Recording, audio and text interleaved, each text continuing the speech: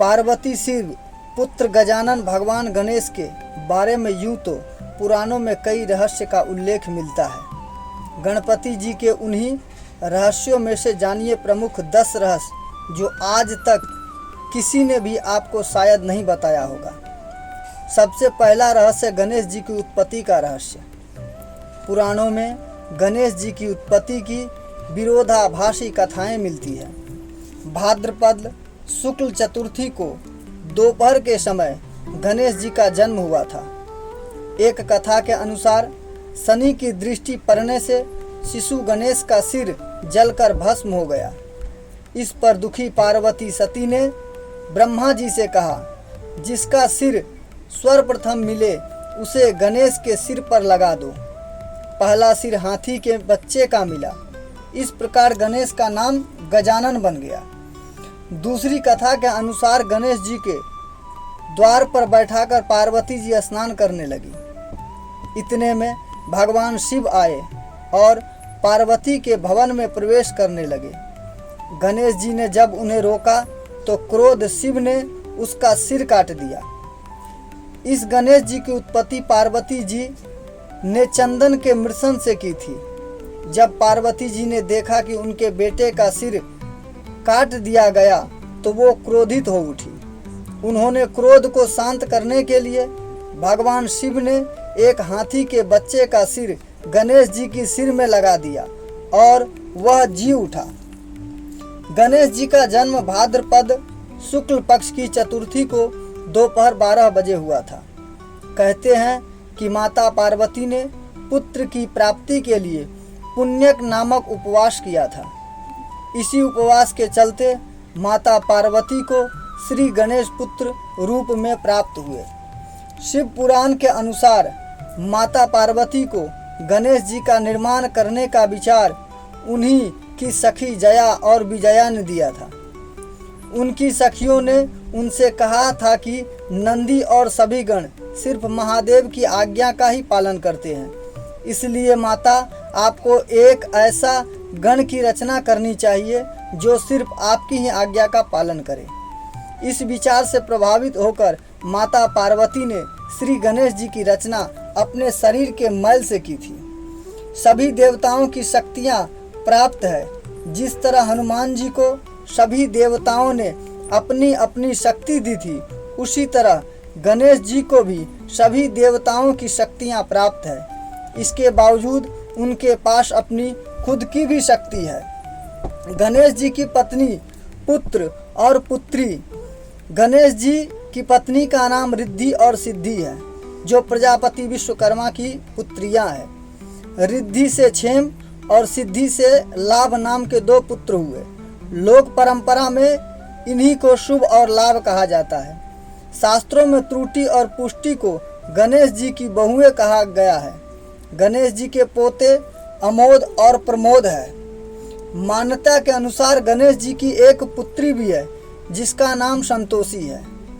लेकिन एक बात आप लोगों को बता दे कि यह जो संतोषी माता है, उनका जिक्र ना किसी हमारे पुराण में है और ना ही किसी हमारे वेद में है। यह हमारे ऋषियों मुनियों का कथन है और हम सनातनवासी उन्हीं को पूजते हैं और उन्हीं को पूजनीय मानते हैं, जिन्हें हमें शंकराचार्य जी व वेद और शास्त्र से हमें आज्ञा मिलती है।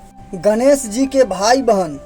गणेश जी यूं तो कार्तिकेय ही एकमात्र भाई है जिन्हें सुब्रमण्यम, मरुगण और सकंद भी कहा जाता है। जब देवताओं ने प्रथम होने की होड़ हुई तो कार्तिकेय धरती का चक्कर लगाकर जीत गए थे, लेकिन गणेश जी ने अपने माता पिता की परिक्रमा करके ही यह सिद्ध कर दिया था कि वे ही प्रथम है। कार्तिकेय के अलावा गणेश जी के अन्य भाई के नाम है सुकेश, जलंधर, अयप्पा और भूमा। उनकी एक बहन भी थी। गणेश जी की बहन का नाम अशोक सुंदरी है। कहते हैं श्री शिव पुत्र गणेश जी के भाई कार्तिकेय ने विवाह नहीं किया था। गणेश जी की पसंद जल तत्व के अधिपति गणेश जी का सिर हाथी का है। उनकी प्रिय वस्तु दुर्वा, लाल रंग के पुष्प, अस्त्र, पास और अंकुश प्रिय है। प्रिय भोजन बेसन और मोदक की लड्डू केले आदि है। शिव महापुराण के अनुसार श्री गणेश जी को जो दुर्वा चढ़ाई जाती है वह जड़ रहित 4 अंगुल लंबी और 3 गांठ वाले होने चाहिए। गणेश जी प्रथम पूज्य देवता। सभी धर्मों में गणेश जी की किसी न किसी रूप में पूजा या उनका आवाहन ही किया जाता है। ज्योतिष शास्त्र के अनुसार गणेश जी को केतु के रूप में जाना जाता है। गणेश पूजा से बुध और केतु ग्रह का बुरा असर नहीं होता। प्रत्येक शुभ और मांगलिक कार्य में लाभ और शांति हेतु सबसे पहले गणेश जी की स्तुति और पूजा की जाती है। ऐसा करने से किसी भी प्रकार के विघ्न नहीं आते हैं। शिव महापुराण के अनुसार जब भगवान शिव त्रिपुर का नाश करने जा रहे थे तब आकाशवाणी हुई कि जब तक आप श्री गणेश का पूजन नहीं करेंगे तब तक तीनों पुरों का संहार नहीं कर पाएंगे। यह भगवान शिव ने भद्रकाली को बुलाकर गजानन का पूजन किया और युद्ध में विजय प्राप्त की। गणेश जी की महिमा। गणपति आदि देव है जिन्होंने हर युग में अलग अलग अवतार लिया। गणेश जी सतयुग में सिंह, त्रेता में मयूर, द्वापर में मूषक और कली काल में घोड़े पर सवार बताए जाते हैं। कहते हैं कि द्वापर युग में वे ऋषि पराशर के यहाँ गजमुख नाम से जन्मे थे। उनका वाहन मूषक था जो कि अपने पूर्व जन्म में एक गंधर्व था। इस गंधर्व ने सौरभी ऋषि की पत्नी पर कुदृष्टि डाली थी जिसके चलते उसको मूषक योनि में रहने का श्राप मिला था। इस मूषक का नाम डिंक है। उनके 12 प्रमुख नाम है सुमुख, एकदंत, कपिल, गजकर्णक, लंबोदर, विकट, विघ्ननाशक, विनायक, धूम्रकेतु, गणाध्यक्ष, भालचंद्र और गजानन। उनके प्रत्येक नाम के पीछे एक कथा है। सभी देवताओं की शक्तियाँ गणेश जी को सभी देवताओं की शक्तियाँ प्राप्त है। जिस तरह हनुमान जी को सभी देवताओं ने अपनी अपनी शक्ति दी थी उसी तरह गणेश जी को भी सभी देवताओं की शक्तियाँ प्राप्त है। शिव को मिले श्राप के कारण कटा मस्तक।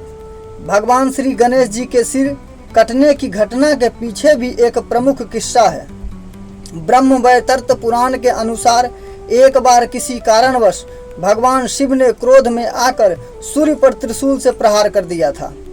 इस प्रहार से सूर्यदेव चेतनाहीन हो गए।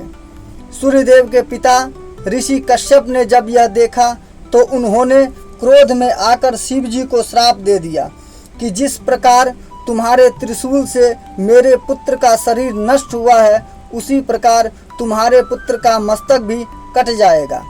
इसी श्राप के फलस्वरूप भगवान श्री गणेश के मस्तक कटने की घटना हुई।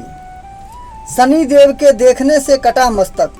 ब्रह्म वैवर्त पुराण के अनुसार जब सारे देवी देवता श्री गणेश जी को आशीर्वाद दे रहे थे तब शनि देव सिर नीचे किए खड़े थे।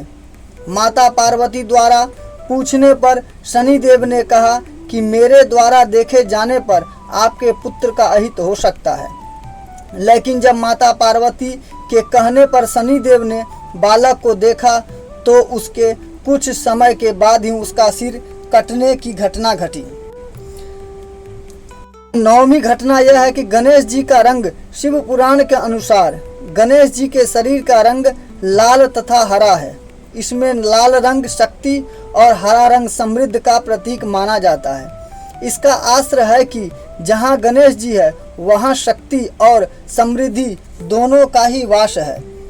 प्रथम लेख गणेश जी को पौराणिक पत्रकार या लेखक भी कहा जाता है क्योंकि उन्होंने ही महाभारत का लेखन किया था। इस ग्रंथ से रचयिता तो वेद व्यास थे परंतु इसे लिखने का दायित्व गणेश जी को दिया गया। इसे लिखने के लिए गणेश जी ने शर्त रखी थी कि उसकी लेखनी बीच में ना रुके। इसके लिए वेद व्यास ने उनसे कहा कि वे हर श्लोक को समझने के बाद ही लिखे। श्लोक का अर्थ समझने में गणेश जी को थोड़ा समय लगता था और उसी दौरान वेद व्यास जी अपने कुछ जरूरी कार्य पूर्ण कर लेते थे। भगवान गणेश की शारीरिक बनावट के मुकाबले उनका वाहन छोटा सा चूहा है।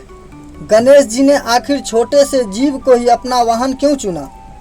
उसकी ध्वजा पर भी मूषक विराजमान है। गणेश जी बुद्धि और विद्या के अधिष्ठाता देवता है। तर्क और वितर्क में उनका सानी कोई नहीं है। एक एक बात या समस्या की तह में जाना, उनकी मीमांसा करना और उनके निष्कर्ष तक पहुंचना उनका शौक है। मूषक भी तर्क और वितर्क के पीछे नहीं है। हर वस्तु को काट छांट कर रख देता है और उतना ही नहीं, फुर्तीला भी है, जागरूक रहने का संदेश देता है। गणेश जी ने कदाचित चूहे के इन्हीं गुणों को देखते हुए उसे अपना वाहन चुना होगा। वास्तव में भगवान गणेश जी के वाहन मूषक के बारे में कई कथाएं प्रचलित है। प्रथम कथाएं हैं कि गजमुखासुर नामक दैत्य ने अपने बाहुबल से देवताओं को बहुत परेशान कर दिया। सभी देवता एकत्रित होकर भगवान गणेश के पास पहुँचे। तब भगवान गणेश ने उन्हें गजमुखासुर से मुक्ति दिलाने का भरोसा दिया। तब गणेश का गजमुखासुर दैत्य से भयंकर युद्ध हुआ। युद्ध में गणेश जी का एक दांत टूट गया। जब क्रोधित होकर श्री गणेश ने टूटे दांत से गजमुखासुर पर ऐसा प्रहार किया कि वह घबराकर चूहा बनकर भागा, लेकिन गणेश जी ने उसे पकड़ लिया। मृत्यु के भय से वह क्षमा याचना करने लगा।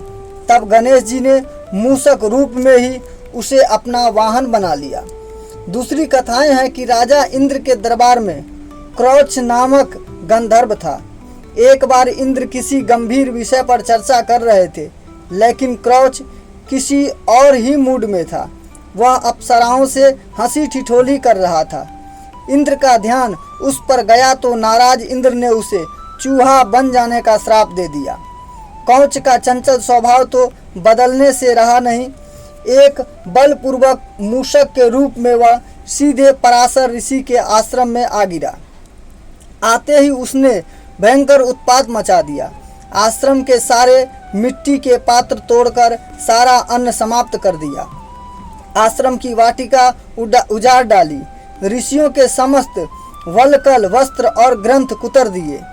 आश्रम की सभी उपयोगी वस्तुएं नष्ट हो जाने के कारण पराशर ऋषि बहुत दुखी हुए और अपने पूर्व जन्म के कर्मों को कोसने लगे कि किस अपकर्म के फलस्वरूप मेरे आश्रम की शांति भंग हो गई है। अब इस चूहे के आतंक से कैसे निजात मिले। पराशर ऋषि श्री गणेश जी की शरण में गए। तब गणेश जी ने पराशर जी की कहा कि मैं अभी इस मूषक को अपना वाहन बना लेता हूँ। गणेश जी ने अपना तेजस्वी पास फेंका। पास उस मूषक का पीछा करता पाताल तक गया और उसका कंठ बांध लिया और उसे घसीट कर बाहर निकाल गजानन के सम्मुख उपस्थित कर दिया। पास की पकड़ से मूषक मूर्छित हो गया। मूर्छा खुलते ही मूषक ने गणेश जी की आराधना शुरू की और अपने प्राण की भीख मांगने लगा। गणेश जी मूषक की स्तुति से प्रसन्न हुए और लेकिन उससे कहा कि तू ब्राह्मणों को बहुत कष्ट दिया है।